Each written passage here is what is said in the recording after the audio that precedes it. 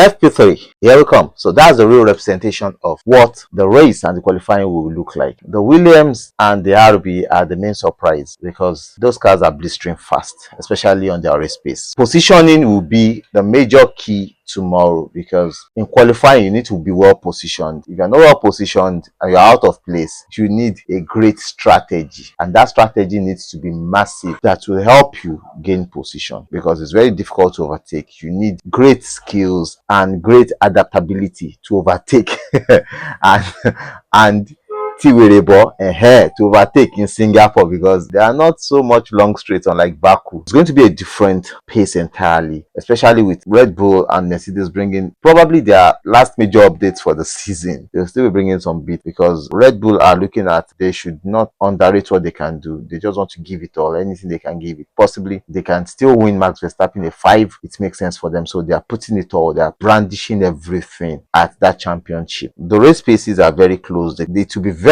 close in the qualifying. Don't make the mistake. If you don't make mistakes, it's going to be very close. We can see the McLarens are back. McLarens looks very pacey, though they didn't set laps that we should look at as these laps are great.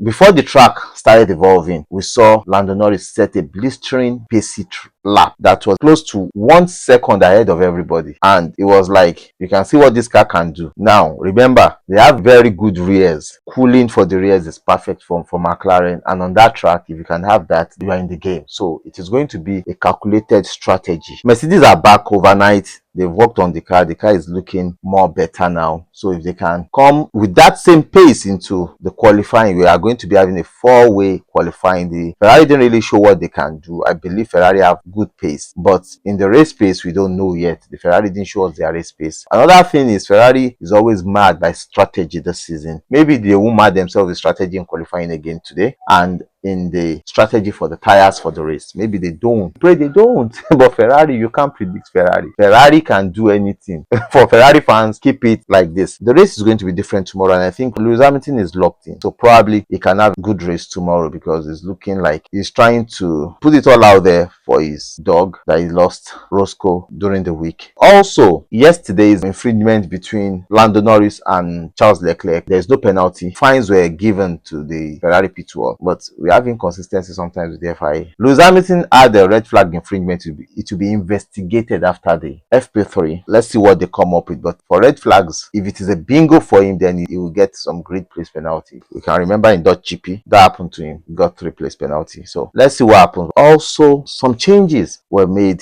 to some other teams. You can see the AS came out today. They are looking strong. The Aston Martin, what happened to Aston Martin Alonso today? We didn't see them in the qualifying pace. We saw them in FP1, FP2. But certainly, it's going to be a very interesting one. Crazy might be, but very interesting is going to be. Up until qualifying, you guys are going to enjoy the qualifying. I'll give you the breakdown of analysis because we're expecting some crazy red flag. Another red flag in FP3 caused by Liam Lawson. Liam Lawson has put himself under pressure and is going to be under much more pressure. He's a good driver, but Red Bull seats, they are the hottest seat in F1 now. So to get those seats, you need to be well in tune. I wonder how he's going to be in tune for the race tomorrow. The qualifying probably may not really matter, but for the race tomorrow, I don't know how he's going to get his head around because yesterday FP2 red flag ditched the front. Today same thing again, big crash for him, big red flag, the front. Coming to qualifying, I know they will just tell him, "Oga, be careful. Don't bash this car again, else if you bash this car, there's going to be wahala." I know certainly they will be telling him, but let's see how that pans out for him. But I know he has put himself under pressure and is going to be under serious, intense pressure all through the season because the Red Bull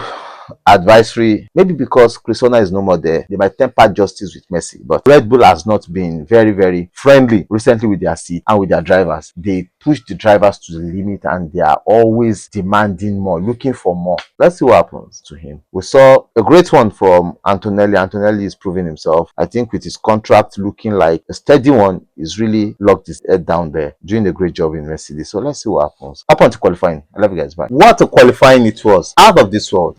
Very interesting qualifying. We saw George Russell taking the pole, which means one of the best qualifying for Mercedes because George Russell just outshone everybody. The second lap got about 7,000 tenths on that first lap. That is class for Mercedes because one, he's working on his signature and I think that will be done very soon because that qualifying and what might be a good race tomorrow will give Toto Wolff an headache, because he'll be thinking, what do we do with George? What do we do with George? In case Max Verstappen is open, it's going to be a very, very crazy decision for him, because he's trying to give him a 1-year contract. George wants a multi-year contract. Now George came to Singapore, stunned everyone with a pole lap. His last race in Baku, came third. This guy is performing. This guy is doing the job well. So what do we do? Well, it's all down to how Mercedes are able to comport themselves. But how did it all pan out? Q1, we had Pierre Gasly. His fourth finish or something like that. He had to park the car towards the end of the Q1 qualifying. And you know what happened when you park out?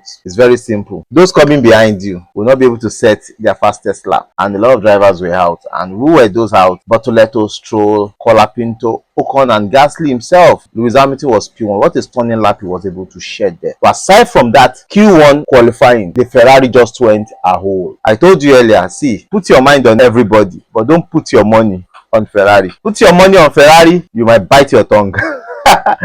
They will mess themselves up, and that was what they did. Ferrari will always do Ferrari.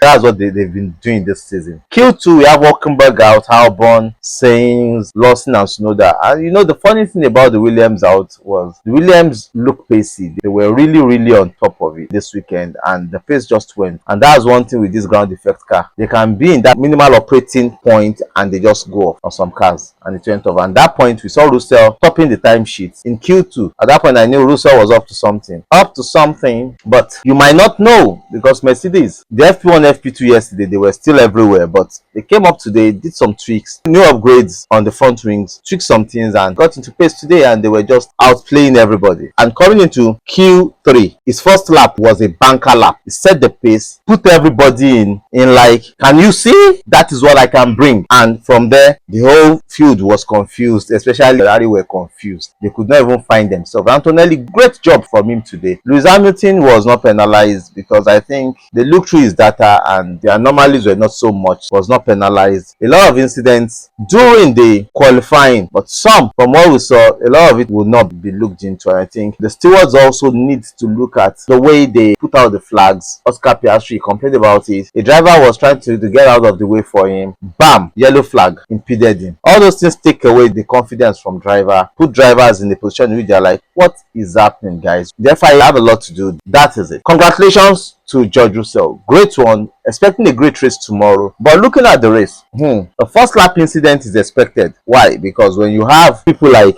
George Russell, Max Verstappen, and Oscar Piastri on the front row, anything can happen. Anybody can take anybody out.